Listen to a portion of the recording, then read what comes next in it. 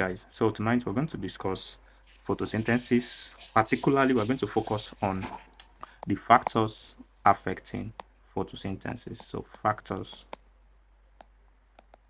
affecting photosynthesis. Now, this is an important aspect of your exam in biology, and particularly there are four important factors that affect photosynthesis that you need to know. First is the light, because remember that photosynthesis, from the word photo means light, synthesis means production. So photosynthesis is basically using light to produce chemical substances, for example, glucose. So light is one important factor. All right, particularly how dim the light is or how bright the light is. And secondly, another important factor is carbon dioxide. This reason is because carbon dioxide is one of the reactants, is one of the important things used in photosynthesis. All right.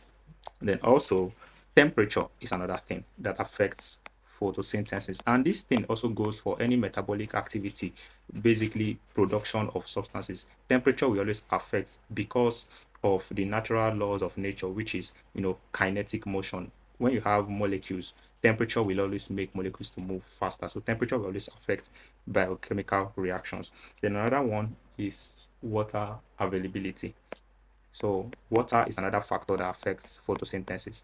The reason is very simple, because in photosynthesis, remember that photosynthesis has two phases.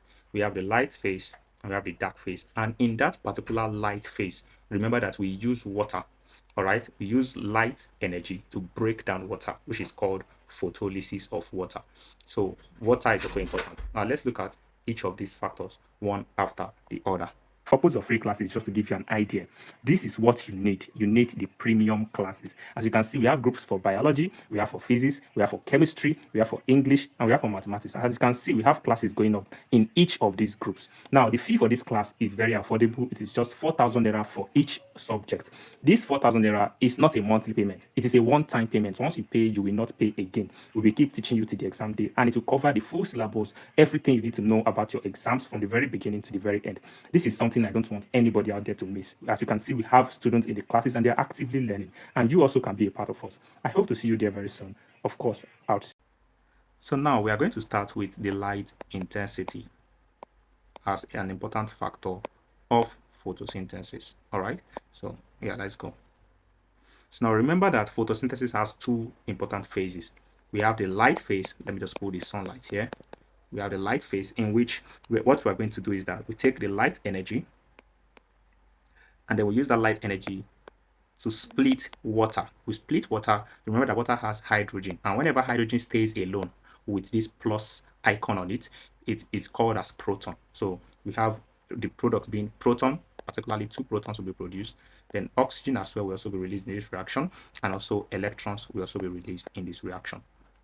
So this photolysis is affected by light intensity. If the light is very bright, what do you expect? You expect that this reaction will happen very, very, very fast. You see it very fast, happening very fast. But if the light is very dim, what do you expect? The reaction will be slow.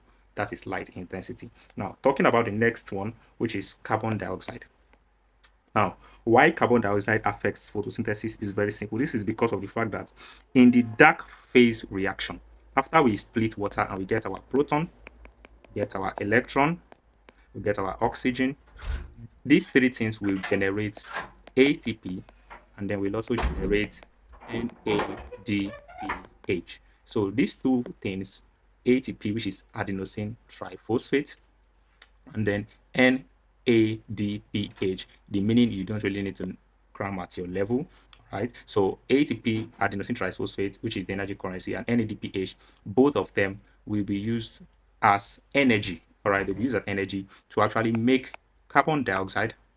All right, carbon dioxide react with the protons that was gotten from this this breakdown of water, and then everything will come together to form that glucose.